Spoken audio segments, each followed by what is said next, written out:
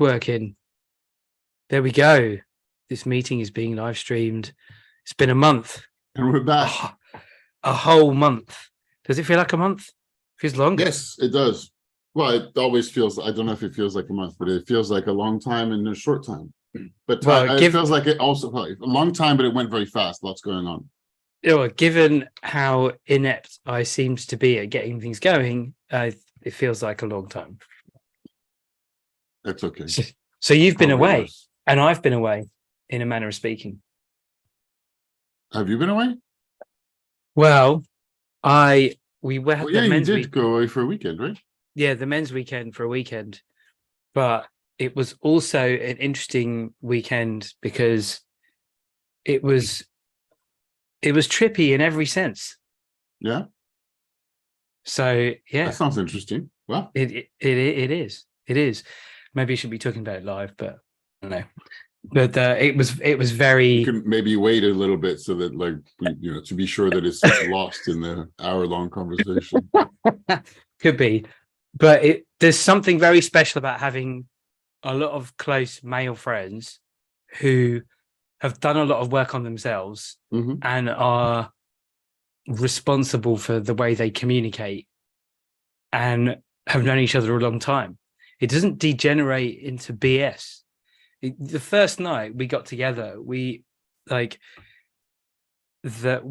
dinner and we sat around the table and we talked and we caught up, and it was such a nice first evening.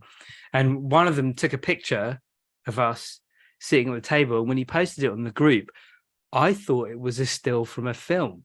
It looked like a scene from I don't know, like not like Goodfellas, but some like family film, and someone else said it like an impressionist painting, just four guys sitting around a table talking. It was a very moving weekend and very funny. So there were four or five profound. 8. Oh, 8. 8 out of the 9 would have been a full compliment, but so it's 8 out of the 9. Oh, nice. Yeah, it was really good. It was really good, and I can see how we've all changed over the years. It's in a good way.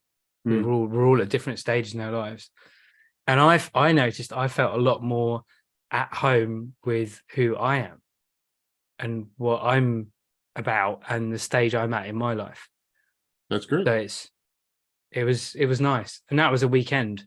It wasn't like a month-long trip across continents like you. Mine was a month-long trip. It was 10 days. Well, why did it feel like a month? Because you were doing lots of other stuff. I don't know. We were both busy at different times. It was only 10 days. I was away 10 days. You crammed a lot into that time. I did a lot. Yeah, I did a lot. It was a busy trip to the US, so to go visit and meet my my girlfriend's family. So we had 4 nights at her parents' place close to Cleveland, including and it was packed with activities. There's like family stuff, her grandfather's birthday, going to visit proper check family out Cleveland gathering stuff. Yeah. A day out in Cedar Point, the big theme park on Lake Erie, close to Cleveland. And then we went to spend 3 nights at a rented house by Lake Erie in Port Clinton, which is what's it called? The Ohio Shores. It's kind of a Ohio holiday place. Went to spend an afternoon on an island, took a ferry to go on an island, which was really nice. Bathed in Lake Erie, and then really good friends of mine that I know from Landmark Wisdom courses came and picked us up. They live in Detroit, so there's just like an hour and a bit away, and they came in, which is really nice. They came and picked us up and spent. So the first weekend I was with her parents, and then the second weekend with them. And I flew into Cleveland, and then I flew out of Detroit, and my girlfriend stayed another week to spend time at her sister's. I saw everybody, but she went down to her sister's place in Cincinnati, and stayed another week. But it was awesome. Discovered bits of, I'd never been to Ohio. I don't think I've ever been to Michigan, even though not extremely far from Chicago, but a different atmosphere altogether. With the fascination of big time roller coasters, lots of activities, meeting of the whole family. at barbecues, which was cool, and discovering Detroit, the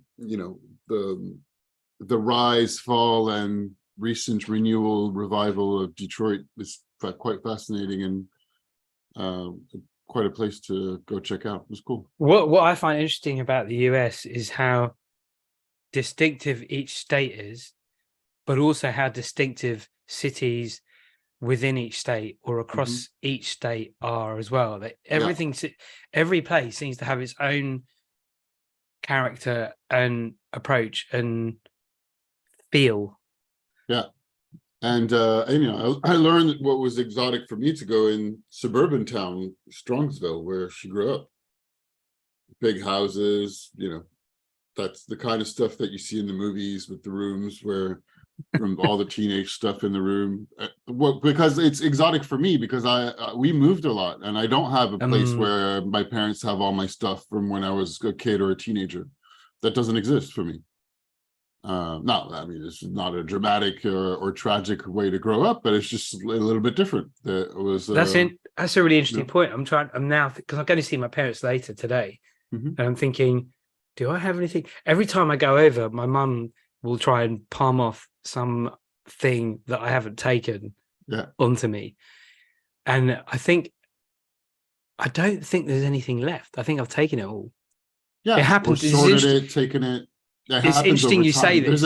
There's an age and time difference thing going on as well. Yeah, that's true. The other interesting, you make an interesting point, because in a couple of weeks, where my sister and I are going to a kind of my sister's helped organize this reunion of a pub that we used to go to like 20 something years ago, which had a Friday night heavy metal night. So this is like when it must have been when we were about 18, 19, 20. So where is this? In Surrey or in London? Or it was about 20-minute drive from where we live. So in Kingston, in kind of outside South London, kind of on the edge in Surrey, but still kind of suburban. And we used to go there every week for the music and the people and the atmosphere. And then, of course, we all went our separate ways, and the scene changed, and the building is no longer there. And in a couple of weeks, we found, my sister's done this with someone else, found another venue and found the same DJ, and we're all getting together and gonna have the whole experience of reliving our late teens, early 20s. Wow. Ridiculousness. So I happened to yesterday have been looking through old photographs. And it sounds better than a school reunion that seems contrived in many ways. This is like, at least these are people you really want to see again. Well, I don't even, the thing is, you don't know. I would turn up and I would jump around for most of the evening and not really have a lot of conversations because it was there for the music. And most other people there were drunk. And this is pre-social media, pre-mobile phones, or pre-smartphones. Yeah. So I'm looking through photos that I took on my camera because I was basically the only sober person there. So it's really interesting hearing you say, like, going back, collecting all the stuff, all the teenage stuff. And you were already mostly not drinking? Already, how to say that? So as a teenager, you didn't used to drink very much, or as a young person? Well, not really. The first time I got drunk, I think I was 20. Yeah, I was 21. So yeah, I think it's because I learned to drive kind of early, and then I did all the driving. I got used to being designated driver. It wasn't a problem for me. Okay. Definitely something in looking over old photos, but I had all the photos in our that is cool to have all loft. The photos. Yeah, I am missing a bunch, and I've been meaning to go through photos. My mom has a lot of photos like in a mess in a shoebox, and I'd love to put them in albums, and I haven't. It's a project I've been wanting to go through. Yeah, cool. Got albums. Nice. And then what I found an album where I had pictures and Davina had pictures, and then began to merge. So, and then from then on, it was kind of like digitized. Really, we have a bunch of photos. I still need to need to get through with a dying. I have a hard drive that's been dying for a while with like 50 gigs of photos on it. Yeah, That I need Davina's to talked about that I similar need to thing. get through to another support, and I've not been taking care of it. And I'm not even sure that's all the photos. I think there's another older hard drive that was just lost to time somewhere. I don't know what happened to it. And it turns out you've got 25 Bitcoin on it. No, that I don't have any Bitcoin, so I know that. Sorry. There's a few stories about people who had hard drives with Bitcoin on it and they lost the hard drives. Oh yeah, for sure. I'm not surprised. But that's interesting because Davina's got a similar thing. She's got a hard drive with loads of photos. And of course, no one has hard drives anymore. It's all... Well, I do. No? Well, I don't use the hard drive really anymore. Don't you back up your computer on a hard drive? No, I have it all. I have all the stuff that I have saved is on Dropbox. It's all in the cloud. Well, yeah, but what if the cloud fails? Then the universe ends. Yeah, sure. I mean, there would be the end of the universe. So I don't have any. I have all my stuff on. I have most of my stuff on Dropbox as well, but I do back up my computer. I did read and listen to Derek Sivers talking about this. Have you had Derek Sivers? I've heard the name and we talked about it, and I can't remember who he is right now. He's an interesting guy. He's a kind of entrepreneur, blah blah blah, whatever you want to call it. But has some really interesting views on things. And he talks about something called not tech freedom, tech something. I can't remember what.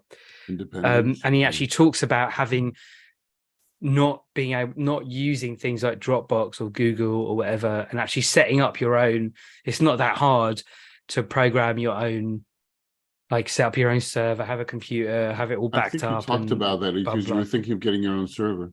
I still am. And then having it all backed up in a couple of places and all of that jazz. I am thinking about that. But I don't know. I think it might be quite a lot of work, but we'll see. But then it's not a lot of work if you're used to it. The reason why Dropbox and a bunch of other services came around is they made an interface and they made it easy to use. That's what you pay for. Yes, it is. And I trust it. I've had it for years, and I trust it. I have all the things I need. It's all saved, and I haven't lost anything. Well, actually, that's not true. I have a hard drive, but the cable from the hard drive, the little thing you plug it into, something there got loose, so I can't access anything on the hard drive. Really, really annoying. Yeah, really annoying. Another problem coming up is I was putting some photos. Right now, all my photos are going to Google Photos because I have an Android and I have some space on Google Photos as well as Dropbox. I could move them to Dropbox because technically I have more space on Dropbox than I have on Google anyhow. But I have an Android phone, so it's going automatically there for now. But last time I looked, it said, "Oh well, given your use of it, you have about 1 year or more to go before you're going to run out of space." And I'm like, "Oh wait, so I have to think about this now because that would mean I have to sort my photos or find another way or pay for more data space." And I know I could totally sort my photos. I take a lot of photos, and there's tons of duplicates, tons of things I need to throw away. But of course, it takes time. Yeah, it does. I keep meaning to do that because I'm quite organized, but not. I don't take as many photos as you. It was great being able to look back. Family was laughing about that. It amused them quite a lot that I was taking. That you were taking so photos? Yeah, including photos of the drive Superman and the houses in the suburbs. Going, whoa, this is the suburbs. It's like a movie. Yeah, I noticed that as you were talking about it, I was thinking, I can't reference Cleveland. But it was not Cleveland. It's Strongsville. What's it called? Strongsville. Yeah, Cleveland is known, I've learned, as the mistake by the lake, and it's not particularly so. It has a story similar-ish to Detroit, not as drastic, but big steel mill industries, and a lot of what's developed was around the city. The suburban towns have developed as the right, safe kind of places to be and live, whereas the city was just for a lot of people like not a place desirable. Not as horrible as Detroit, and still a lot of people like it was not as sinister, not as downtrodden, but it still doesn't have a very good reputation. Apparently, Cleveland is the butt of the joke of all people in Ohio.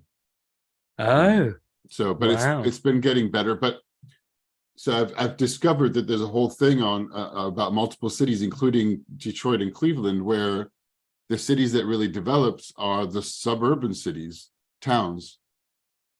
Interesting. Since the 80s, and please don't anybody, like, if anybody's watching, you can correct or quote me, and don't quote me on it and correct me, because I'm not completely aware and I'm repeating a few things that I might have seen. But it's also interesting to hear you say this as a kind of outsider looking in as well.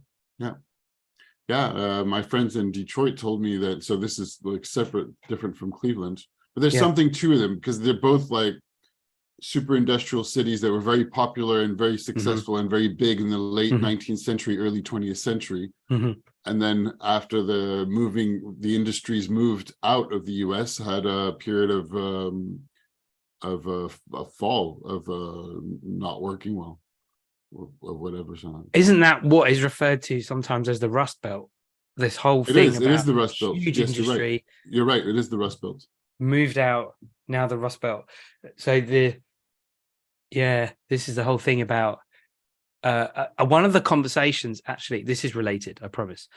One of the conversations that seems to have elevated everywhere, certainly in everything that I keep stumbling across, and even with my colleagues, is the whole thing about AI. And it seems to have happened in the time that, in the month that we haven't spoken, suddenly everyone's like bursting about AI and talking about AI is going to replace everything, and there's going to be no like jobs. I mean, it's only been since December, and in the last 6 months it's gone crazy. And then there was so in the same week, about a month ago, and I can't remember if we talked about it in our last call or not. We did talk very briefly about AI. I had just watched not much. The talk from Yuval Noah Harari at the Electronic Frontiers Conference, or something like that. And the congressional hearing of the AI CEOs, including Sam Altman from OpenAI, and the person heading something at Bing. And I just watched the highlights. I didn't watch the whole hearing, but and they were all saying we need regulation or something, weren't they? Well, depending. Sam Altman was saying he was calling for regulation. Now, of course, once pressed, he's like, well, not all regulation, but whereas the person from Bing was more like, no regulation, or we're managing this very well. Don't worry about it. And the big news, I think, and I've not been following very closely. One, I was away. It took me a few days to get back into the rhythm of back home, and I have a bunch of other things going on. Well, there's been as soon as I got back, there was a police shooting. A kid died. He was shot in the head at point blank. Really horrible, horrible stuff. And riots and demonstrations, and a lot of like political drama within the whole country that I barely was following, because it was just sickening me. And there's the policeman, and not, I mean, the policeman in question fundraised €1.5 million for his defense or whatever, his kitty thing. Really? Yeah. I mean, people raised it for him. And I'm not saying he shouldn't have a defense in the face of justice. Sure, of course he should. But this is just anyway. The general vibe seems to be that there's not that much talking about the fact that there's a 17-year-old that got shot in the face by a policeman, and a lot of condemning the violence and riots, which of course I don't think that, breaking everything is a good way to go either. But anyway, so I've been distracted by that and not wanting to follow, but also really needing to more focus on my own work. And I had really interesting, so the friends in Detroit are business owners, and I had really interesting conversations about owning a business, developing business. Yeah. And very interesting also to be back in an American environment, which is so different from the French culture and environment. By that I mean that the American one is like, it's got a bit of or at least what I've experienced. Now, of course, it's a generalization, but it's got a productivist approach to almost everything, including the time off and vacation time and leisure time that we had. There's a schedule. and so we're always doing things, whereas the French way is more just lay back and chill out, enjoy things, and sit at the table for a few hours and chew the fat and talk. Whereas over there, I was the last one to finish meals, and seems like there's always something else going on. A lot of fun, a lot of good things going on, fun activities, but it's like, one thing after the other. And while it wasn't necessarily extremely determined that there was a schedule, it seemed like there was a schedule. It's That makes great. sense. I love And everything you're on the saying. business Just side, keep there's going. like a lot of possible, a lot of optimism, a lot of building businesses, Right. growth, Yeah. and capitalism. Whereas Yeah. France is a lot more, that's not possible. It's just a lot of hard work. And coming back from talking with these friends in the US about financial freedom and building a business and building or passive income and things like that.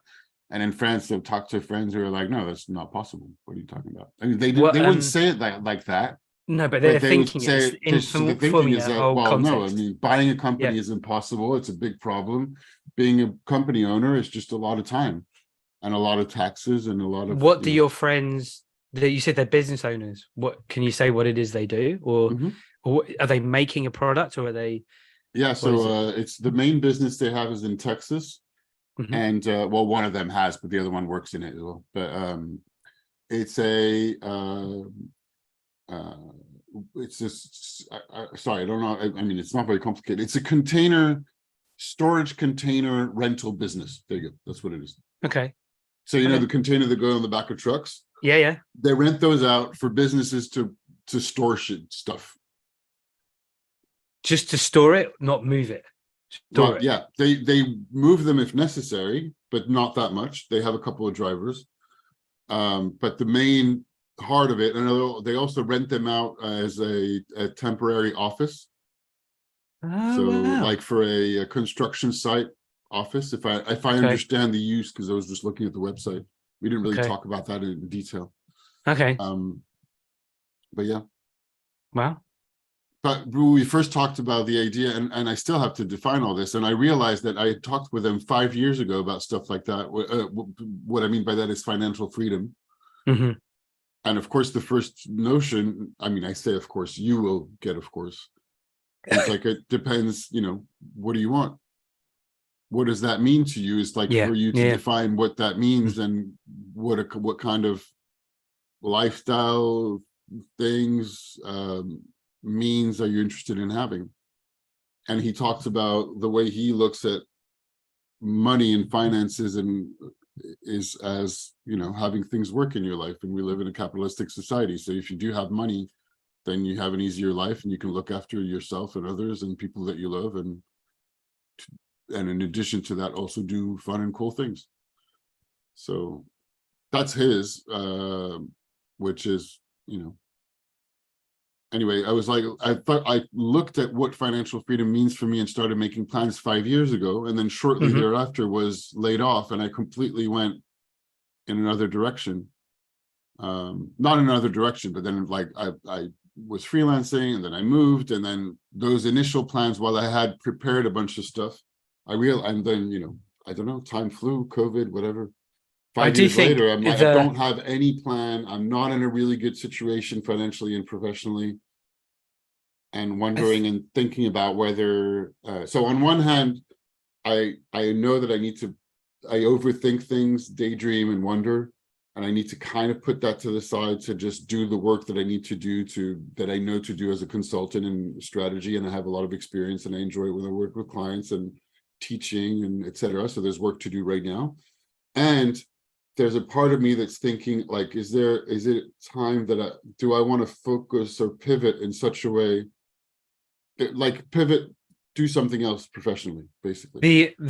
I think there's a couple of really good points that you make. Number one is doing the thinking about what financial freedom means and having an idea of what it might look like makes it easier to go for.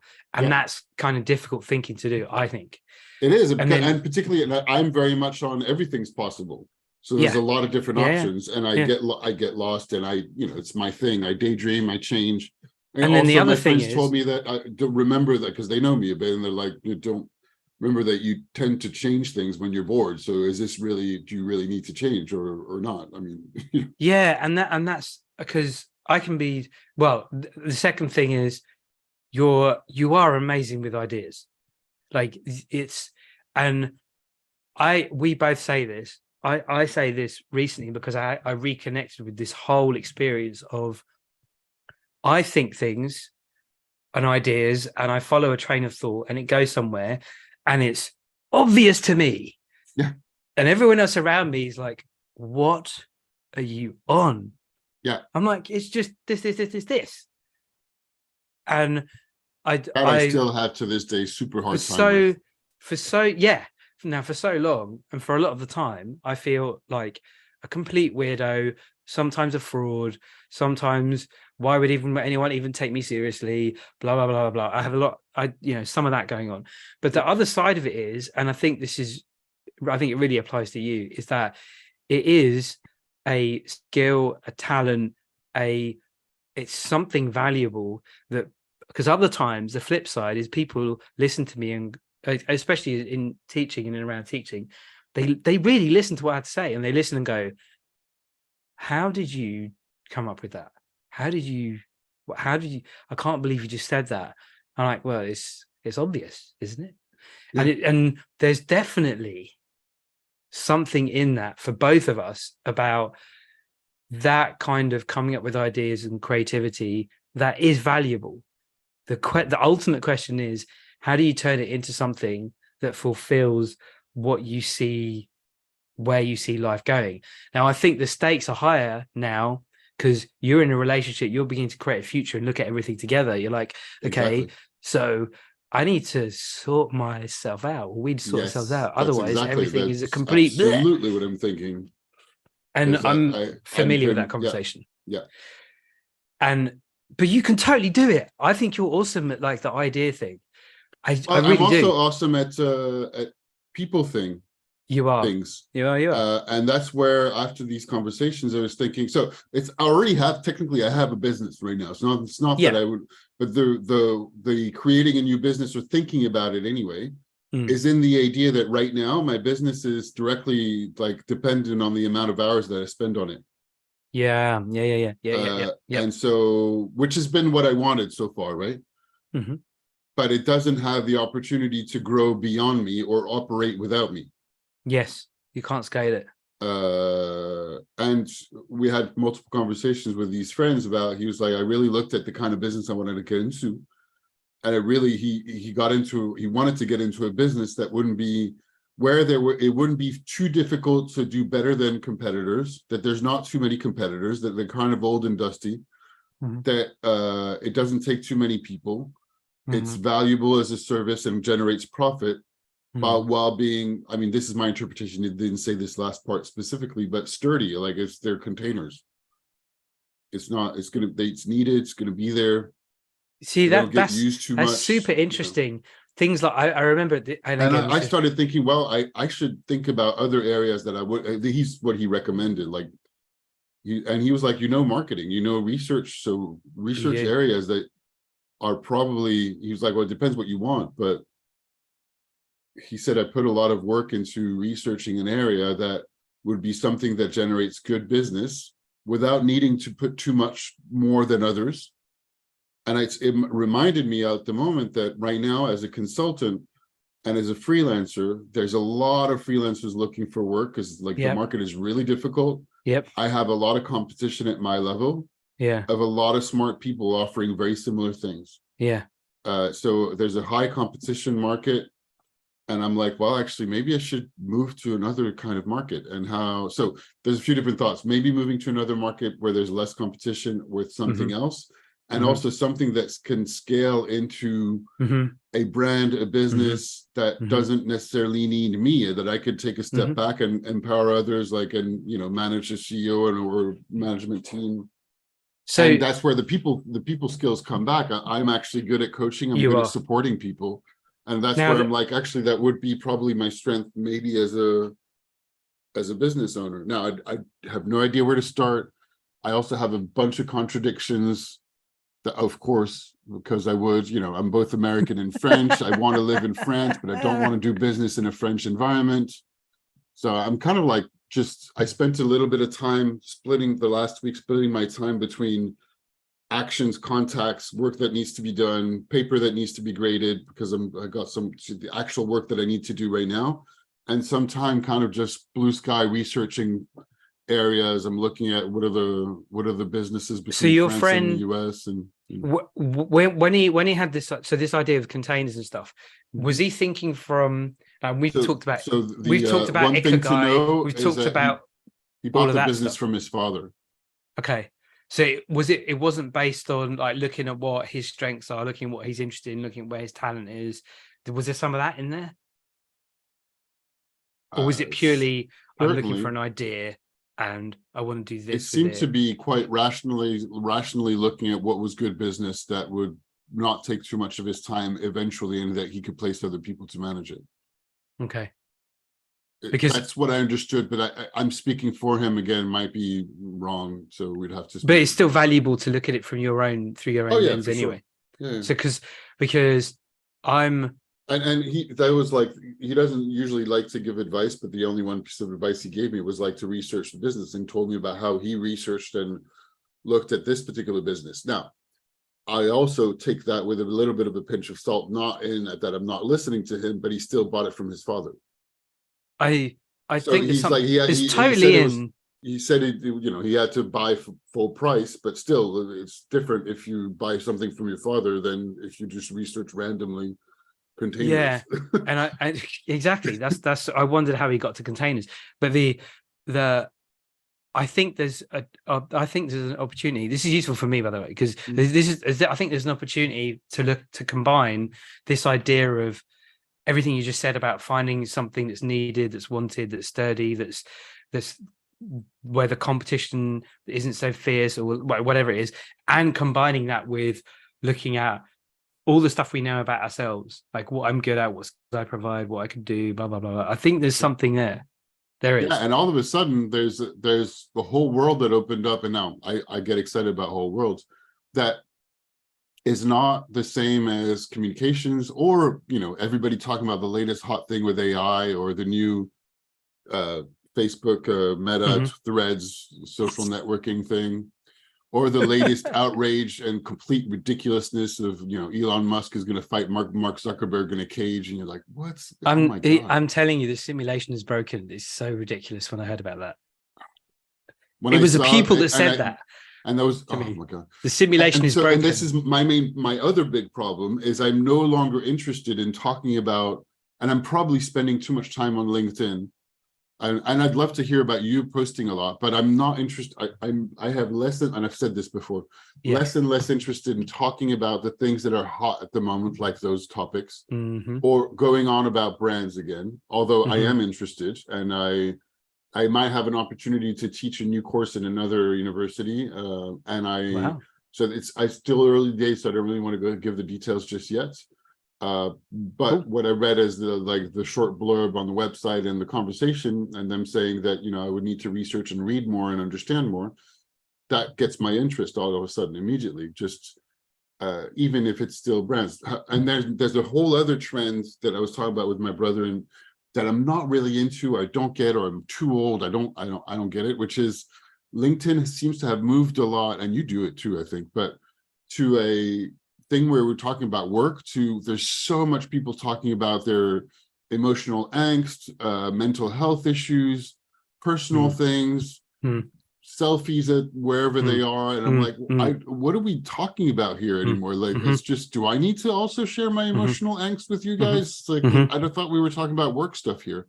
Yeah. Now and there's so many that I'm like, it's great. It's not to say that it's not important. It's important to be able to talk about mental health issues, emotional angst, or whatever you want to call it. But there's also I don't understand how this is supposed to make me better as a professional. It can feel inauthentic and disingenuous when people are doing it as a drama, look at me thing. And I'm saying this as someone who has been in national media talking about challenges and whatever, and having an opinion about all that kind of stuff. But it does feel a bit like, I don't know, milking a cow that's just it feels yucky. There's a bit of that. I don't do it for that. I'm very clear about when I share about stuff that I've dealt with and I'm dealing with, that there's a very specific context to it. I know why I'm doing it. I know the people I want to impact. I know the difference I want to make. And I did that podcast for how was it? And it was really good. And I listened to it and I was like, wow. You didn't share. Is it out? Is it published? Yeah, it's out. You didn't share the episode with me. Yeah, I'll listen to it. I'll share the link. And there's 3 guys talking about their experience of, they've got like, it's all about male fertility. So they've got a guy who's in the US who's had his whole experience with trying to get pregnant and his experience about the health system in general and what's talked about. Then they got a doctor, professional guy talking about it from a medical point of view. And then they got me at the end. And the way she weaved the conversation together is so good. It's so well done. I was really proud to be part of that. And I was really proud that one of my quotes was used to promote the episode as well. Wow, that's awesome. And to go back to what you're saying, there's a very, very clear context and purpose and overarching reason as to why I do those things. Because I was also I can't remember if I told you, I don't know if you know, like I was in the New Statesman as well. Don't think I knew that. So I had 2 media inquiries that came really close together. So I was in the New Statesman talking about all of this stuff as well. And when I read it, there was a couple of quotes and the way I'm really proud of how I was represented and the way the issue was discussed. And again, similar kind of thing, that I was one person, there was another professional medical kind of view, and another person, it was put together and I'm at the beginning and I'm at the end. And I thought it was really well done. It's really well done, and very proud of it. Very proud of that, having contributed to that conversation. But I wouldn't do it on LinkedIn. I just wouldn't. Instagram, yeah. The other thing that just the corollary, not a corollary, this is the wrong word, but whatever. Trying to use smart words. Is I spend, which is the thing of social media, I spend too much time probably then fascinated with what's going on with LinkedIn, rather than, and this circulates like a circle around the same thing over and over again, actually spending time defining what it is I do and what it is I'm selling, and picking up the phone or email and calling businesses I want to sell it to. So do you, because we spend time fascinated with LinkedIn, and it's not wrong, and I should be posting more often and frequently on LinkedIn, just to, be out there. And at the same time, what I keep putting off to later all the time is to define and, work on my website and work on what it is my service offer and what do I propose to, what is it I propose exactly in a way that is easy for a business to understand and say, yes, I'm interested in this, or no, I'm not. But you're in the whole process of questioning that, aren't you? You're thinking of reapplying. Yeah, but regardless, yes, true. I am. But regardless, yes, that's and the way. My questioning things is also always a good excuse to not actually do the thing that I've been putting off all the time. There's definitely material for some kind of sitcom in there. I don't know, some dark kind of screenplay about modern life, Black Mirror type episode. I haven't started those 6 episodes. I haven't even watched all the Black Mirrors, but I haven't started the new season yet. I haven't watched them all. There's either, enough depressing things going on in the world as soon as I open my browser or the window. The simulation is broken. 2 billionaires are going to have a fight. Oh my god! And the news it's about so ridiculous. The Colosseum of Rome supposedly was fortunately fake news, I think. But didn't you see that one? That was one of the first titles I saw. Rome has called and offered the Colosseum for them to have their fight. I was like, no. So you had like a really bad Photoshop of them and the Colosseum in the background. All the news picked it up. All the tabloid news picked it up. And then 24 hours later or less, turned out it was not true. But it's too late. It's gone around the world already. And I mean, the idea that they're doing that is just ludicrous. They have already everything. They're the most powerful men in the world. And it's idiocracy completely. Yeah, it is. Yeah. I haven't seen that film. I really should watch it. You've not seen that film? No, I haven't seen We it. must have talked about it before. Yeah, Yeah, you should. You have to see it. It's good. I saw I think it was a social media post or an article that they were looking to put the shoes. They were looking for shoes for that film and to put all the extras in the same shoes. And they were there. Someone on production design was like, "Yeah, let's use these. They're completely ridiculous. No one is ever going to buy them. They're stupid." And someone said, "No, but what if it actually takes off?" And they was like, "No, don't be ridiculous." Turns out they were Crocs. So if you rewatch the film, everybody in Idiocracy is wearing Crocs. Honestly, you I've never can't worn make Crocs. this. I don't know if I should try it or not, but I've never worn Crocs. I don't think I could. I just associate with kids. I can't. all right. What's been happening on the media side of things? Books, reading. So you're reading the Dresden Files. I'm absolutely loving it. I'm Unless only you in want the to talk about something else. I don't know. Just like switching. well, no, topics. but so before we go to the books, because Sorry. I do want to find out about what you've been reading. So you're thinking about. I do want to finish this whole thing. Oh yeah, sure. You're thinking about pivoting. You're thinking about reapplying all your expertise. Have you thought about any other industries or areas? If it's not brands, or is it still all pure? Oh no. Well, I thought about a bunch and none at the same time. So I started obsessing with ice cream parlors, food stuff, condiments, popcorn recently because we went to a popcorn shop in the US and I was looking at the popcorn business. About popcorn. And then I've been looking at pupil. Sorry. I got to tell you this about popcorn. Yeah. A pupil bought me Marmite flavored popcorn. Oh, awesome! How was it? Right, and it's so good. It's like sweet but it's definitely Marmite. This pupil bought me all this Marmite flavored stuff because I love Marmite. But I didn't think it would work. Marmite flavored popcorn, it does work. I tried a spicy dill popcorn and I didn't think that worked very well. It was interesting and weird, and I just took a little sample bag. I didn't finish it. So you're looking at all of these ideas, like possible products. So, and then I've been fascinated and spending a lot of time on the French investment bank website has a portal that links to all the businesses for sale. So I've been just randomly looking at businesses for sale and like what their revenue is, because it gives you an average of their revenue and what they're selling it for. And some information. It's like a job ad, except they're selling businesses. And so and it was easy to spend a lot of time, like several hours, looking at various businesses in various industries to try to get a gauge on what's going on. Now I don't have no gauge. And then I talked to a friend who came over and said that there was a big problem, almost impossible, give up now. I don't know this again, that's the difference between the American optimism of things are possible and the French, like things are not possible. Give up right now. I'm exaggerating, but that's kind of how it was. No, so interesting noticing the difference in cultures like that. Mm-hmm. So interesting.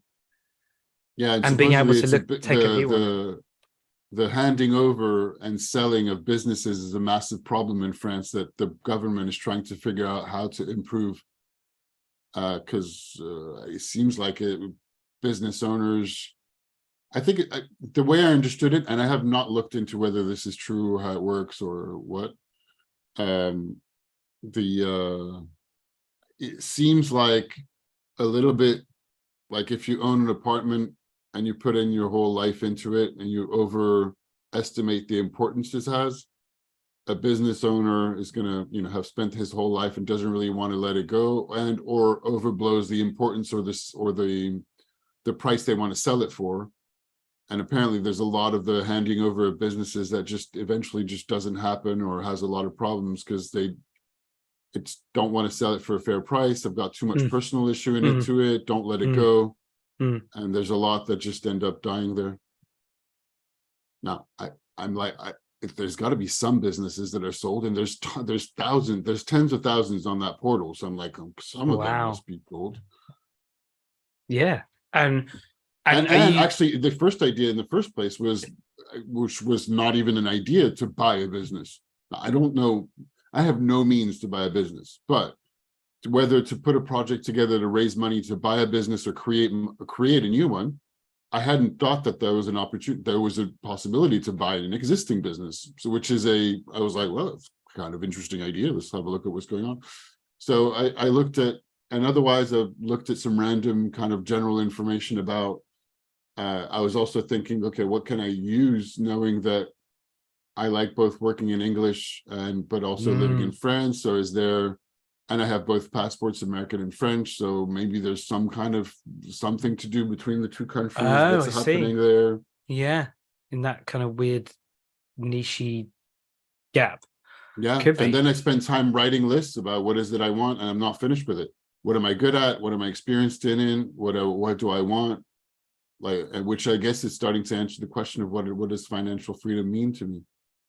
And you were also doing the Tim Urban octopus career thing. Yeah, I have finished all that. So there's also one side of me that, my friend said, well, you know very well what you do and you know yourself. So I mean, if you're going to spend time on anything, spend time on something that you don't know, which I was like, that might be a good idea.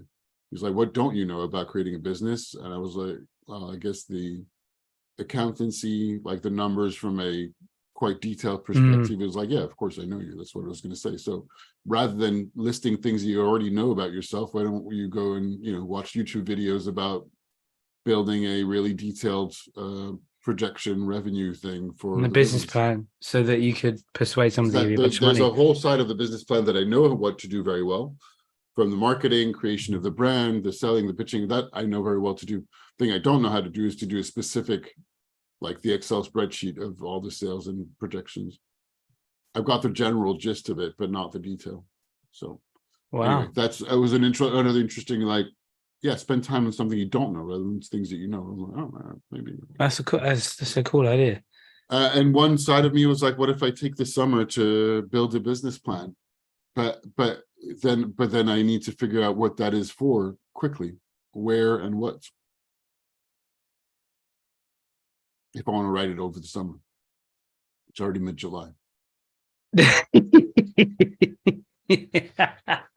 And of course, my specialty is to spend a lot of time in, oh my God, there's daydreaming all the possibilities and not doing anything.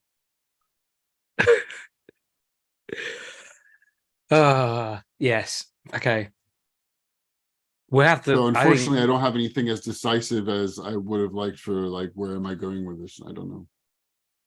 And another This is. side is like, one side of me is like, okay, maybe I should just stop daydreaming and do what my job is right now, and less time on thinking about what the next step is and put that to later. I don't know.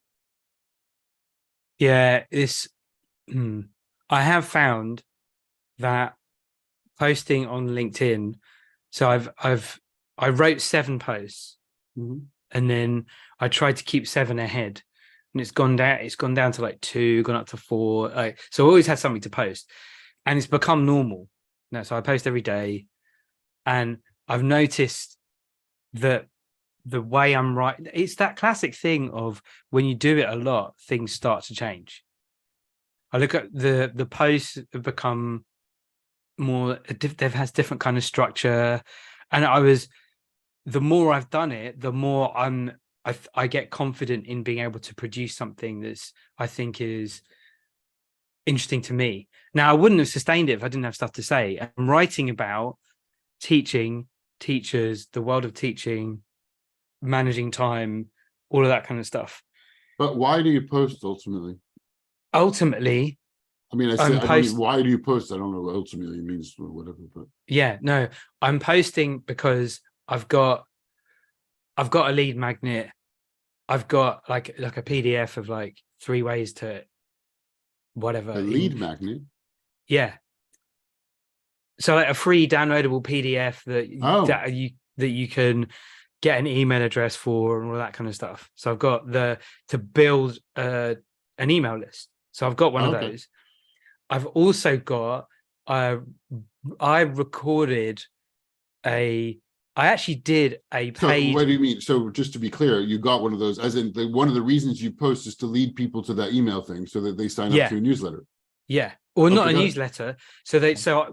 So I can build an email To build an list. email list for Yes, something. yeah, Okay. for selling coaching, selling something related to teaching, selling something else, right? Like that. Yeah. Then I did a webinar and I charged like a $5 for all about the same thing I put on it it was about writing proposals for teachers. But it also, I had 4 people sign up. 2 people came. One was a teacher, one was an ex-pupil. But it was all about proposals. It was all about writing effective proposals. And I got 2 testimonials from that. I thought it went really well. It was really interesting, really easy for me to do. I didn't find it hard doing it. It was like teaching a lesson, but on video. Does it work, your email collection? As in, Sorry? do you have a good conversion from writing on LinkedIn to, no, you don't, right? No, I wouldn't have thought so. Not at all. No, not at all. Not yet. And I'm not that bothered by it, right? But I don't think that's what it's good for. It's good for having people in mind, for people having you in mind. Yeah. LinkedIn is probably good for having random people, because unless you pay for, you don't know who gets it. Have you in mind because you come through their feed. Yeah, it could be. I don't know. And I'm just questioning, because I'm clearly, like, if I had a job like you have, I wouldn't be doing it. I probably wouldn't be bothering to write on LinkedIn if I had a job, because I'm earning money every month. The reason I do it is honestly to keep on people's radars, because I am an independent consultant. Yeah. Yeah. Now, sorry. And then. So I did. So I've got the email list. So I'm looking at what I can do with that. I did the video thing on Eventbrite. Then I recorded the same material, put it into like 3 or 4 videos, and I've put it on Gumroad as for I don't know, if it's like 20 quid or 15 quid or something, that I then also link to in posts in the comments. So I've got it's trying to sell something, or trying to have people interact with my posts on LinkedIn about teaching, to sell something about teaching, sell something about improving teaching, that kind of stuff. And I haven't had much response. I'm noticing a lot of different things I'm tracking the impressions and the comments and all that kind of stuff. I've had a few comments from my deputy head, from principals, from teachers that I know. I've had a couple of reshares, but that's why I'm doing it. And I was doing it less about the trying to sell something, and more about the discipline of writing and having something to say. And someone else said to me, you could turn all those into a book about teaching. I was like, well, maybe not. I don't know if I want to do that. But my plan was do it for 3 months, see what I get, and then maybe do something else. I don't know. And I've read a lot of stuff about using LinkedIn to build something. And I recently rediscovered the James Clear 1% thing. Like you lots of little action, and nothing, and then it builds up. So I'll see where I'm going with it. I don't know how long I'll keep it up, but I'm enjoying it. I am enjoying finding stories and telling stories. I'm basically telling stories about what happened at school. It's really good that you're doing that. I would do more of writing and publishing, and more of having ideas ahead of time. Because I mean, you thank me. You'd say that I have a lot of ideas, but I really feel like I have nothing to say these days. Now, I've posted a bit, and I do have a few things to say, but when I think about it, it feels like I have nothing of value to say. Of like, it's been said, everybody else is saying it. It's not true, but I don't see it as not true, if that makes sense. It makes complete sense, because every time I start with an idea, particularly if it's anything that I think I should be writing to promote myself or my work, feels like something that is not interesting to me. Now, I don't know how to get out of that one, and it's it's not the first time there's like some circle. I get something out of it, probably. I mean, some self-pity of something like that. I don't know, but I can completely identify what you're saying, because I have thought the same thing about. I mean, if you read some of my posts, I don't think they're saying anything particularly profound. But what is different about them is that I'm talking about the actual lived experience of what it's like in a school when you mess something up and when you sort it out.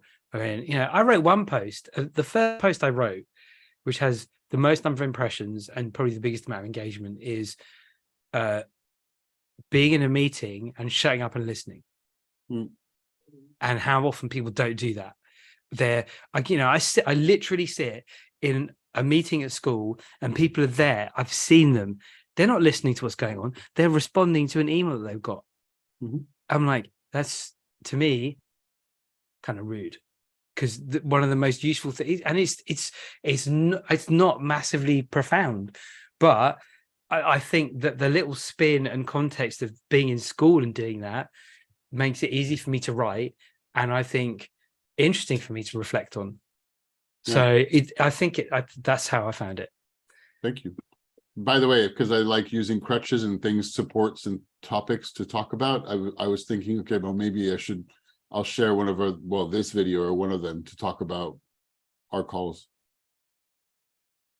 You in could. a LinkedIn post, because I haven't done that in a long time. I haven't done that at all, actually. Yeah. I mean, it's very, not to get too meta, but what you could write about is that both of us are unafraid to explore in conversation and create stuff. Mm-hmm. I'm almost tempted for you to put, when you post it, give us a challenge to create 50 ideas to do with blah, blah, blah. And we could do it easily. We'll just riff off it and surf whatever comes to us, and we'll come up with 50 ideas for, I don't know, screenplays or 50 ridiculous predictions that could never possibly come true. Mm-hmm. And we'll see how many come true. We should do that, actually. We should make 20 predictions of the most ridiculous, outrageous things and see how many come true in the next year. Sure, we could do that. I'm happy to do predictions. Even I'm not if very good at it, but yeah. It's just the idea that two billionaires would fight each other is so stupid. I wouldn't have come up with that one, but yeah. I don't know. I might have, because I did watch a video of Mark Zuckerberg and Lex Friedman practicing jiu-jitsu, Brazilian jiu-jitsu together. Do you like Lex Friedman? I don't know him. Oh. He seems interesting, but a bit like, I'm better than everyone else kind of thing. I started listening to one interview because there was Tim Urban interviewed on his podcast, and one, I didn't even know his podcast, so it was like I realized he was a very popular podcaster. He is, yeah. And I started watching and listening, and I tried 3 times the same episode, and I only got like half an hour, 40 minutes in. That's not a good sign. No, I really didn't like him. I didn't like his tone. I didn't like how he talks over people. I didn't like how he does questions and answers together. He seems like a nice guy. I just didn't like his style at all. I didn't understand why he was so popular. So he interviewed Tim Urban? Yeah. Wow. That would have been 2 different I was people interested, meeting. yeah, for the launch of his book. I'll send you the link. I'm kind of like, this is one where I'm slightly mystified as to what makes him so popular. He seems to be bumbling along. Really? I mean, I read his profile. He knows a lot of stuff, and he's learned, and he's open and candid. But I just didn't like his style. I didn't connect with it. I'll try listening to him interview Tim Urban, because Tim Urban's amazing. But I still haven't read his book yet. But Well, another thing that seemed like I just got put off by the conversation, so it was like whatever. And I think Tim Urban is a better writer than he is being interviewed, or the interview is just kind of not gelling, even though I think it's 3 hours long. So maybe I should have listened more. I don't know. But yeah, Lex Friedman, I was like, all right, well, I don't really understand what makes him so popular compared to other interviewers I enjoy, but yeah. It might be a generational thing because we're old. There's also possible that is entirely possible. I'm going to ask, now you've said that, I'm going to ask, I'm not going to be able to because school's out, but I'll find out. That it's usually quite good talking to pupils about something like that, because they say the maddest stuff, honestly. Yeah, the thing I'm trying to remember exactly, and I posted something on Reddit about that in the Sam Harris subreddit, I think. But anyhow, because somebody was saying the same thing, that he didn't enjoy Lex Friedman, and I just discovered him, and there was like some other people talking about that. But yeah, he seemed to be doing riffing and asking a question and immediately giving his ideas about the answer without just listening to the actual guest. And then he seemed to be bumbling for a few minutes on random things with a very sort of fake laid back thing because he seems to have some information, but he doesn't talk like somebody who knows. And so it seems to try to kind of get the question going without when actually the guest has a lot to say about what the question was. So it feels like a forced conversation, but not naturally bouncing over from one topic to another, if that makes sense. It makes complete sense. So I don't know. I'd be curious if you listen to an episode of his and what you think I of will. his style. Because I've listened to he seems like a nice guy and kind of Yeah. inoffensive, but just not very interesting either for me. Well, yeah, because I've listened to a few Joe Rogans, and like I don't like think him at all. I just cannot stand him. See, I think he's very good at interviewing. Because I don't listen to everything. He may well be, but just I have a immediate like I can't. I think he's very good. I think he's. I don't like his comedy. I tried to watch some of his old comedy a little bit. I just really don't like the guy. I just don't. It just can't. I haven't watched any of his comedy, but I do think I think he's very good at what he does. I've listened. He's got to be. He's very popular, and Lex Friedman's super popular too. So he's got to be doing something good. Well, you say that. So I listened to. I like the way Tim Ferriss does things. I do too. It gets didactic, and we talked about this. Sometimes it gets a bit boring, but he's very good. He's very good. There's a lot of space in the conversation with Tim Ferriss, and I do think the same with Joe Rogan too. But I noticed that I'll kind of move on from Joe Rogan a bit, but I'll come back if Tim Ferriss is someone. I'll circle to Joe Rogan because I've been meaning to listen to his interview with Elon Musk for a while, so I might do that at some point. Huh? I haven't listened to that. So there's room in the conversation with both of those. But I listened. To be honest, I didn't even get to his interviews because I would listen to the intros or some bits he's done by himself, and I'm like, I don't like him. I just have a visceral dislike to the guy. No, yeah, that makes everyone has their thing. Yeah. But I did listen to. Have you heard of Impact Theory? Tom Bilyeu, him again. But his podcast is on Amazon, really popular. I listened to someone at work, a colleague recommended an episode with a guy who was an engineer with Google, and he's saying that AI is scarily going to take over everything. What's scary is that how much. Yeah, I mean, there's no regulation. They're putting this out to the public. I mean, the Google one is exactly what he talks internet about, and to all our details, and nobody knows what the hell is going on with it. Yeah, he in this particular podcast episode, he talked about how the best Go. He talked about Go and AlphaGo, and the Go, like the AI, basically played against itself to determine what to do and was able to beat the best Go player in X amount of time, right? But to go back to what we're saying about podcasters, the guy interviewing, I didn't think was that good. I didn't think there was a bit of talking over the question. I didn't think the questions were that good. He gave a lot of room to the person being interviewed, but I was like, I don't really. The guy who's being interviewed is amazing, but it didn't feel like the conversation developed and grew and explored, even though there would have been massive opportunity to. So it might be personal preference, it might be style, who knows? But it's interesting how we all have different opinions about what makes a good podcast and who the good ones are. Yeah, for sure. But I'll try it. I'll listen to Tim Urban and see how far I get. Yeah, I'll send you the link. I'd be curious to hear what you think. Yeah, cool. Yeah, I'll find it. It sounds like we're rounding up. And we should wrap up. Which is a shame because we never got to talk about books. Well, I still want to talk about books. I would love to, because I got back into planning for role-playing games for September, taking a summer break, but I'm doing some reading. I'm still interested in doing some Dungeons and Dragons with you at some point. Oh yeah, okay. Yeah. Cool. I'm around next weekend if you want.